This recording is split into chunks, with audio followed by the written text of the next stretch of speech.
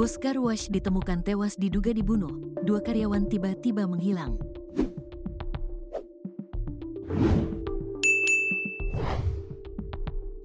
Polisi masih menyelidiki tewasnya David, 29 tahun, pemilik cucian mobil Diamond Car Wash di Kota Prabu Mulih, Sumsel, yang ditemukan bersimbah darah, Rabu, tanggal 12 Maret tahun 2025, sekitar pukul 8 waktu Indonesia Barat.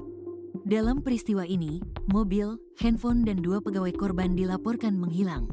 Saat ditemukan korban dalam keadaan terlungkup dengan bagian tubuh tertutup selimut di kamar lantai 2 tempat usahanya Diamond Car Wash itu. Kondisinya mengenaskan, korban mengalami luka di bagian belakang kepala dan di rahang sebelah kiri dan ditemukan bersimbah darah. Petugas kepolisian yang melakukan olah tempat kejadian perkara, TKP, mendapati barang bukti berupa linggis yang berlumuran darah di bagian ujungnya. Diduga korban yang tertidur dihabisi menggunakan linggis. Dalam kejadian itu juga didapati jika mobil Toyota Rise dan handphone milik korban David hilang.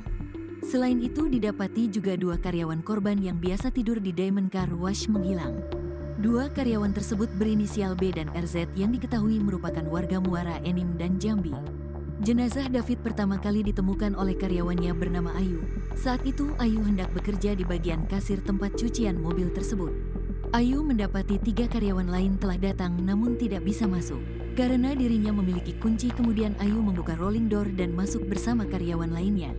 Ayu kemudian naik ke bagian atas untuk membangunkan David dengan menggedor pintu berkali-kali namun tak ada jawaban.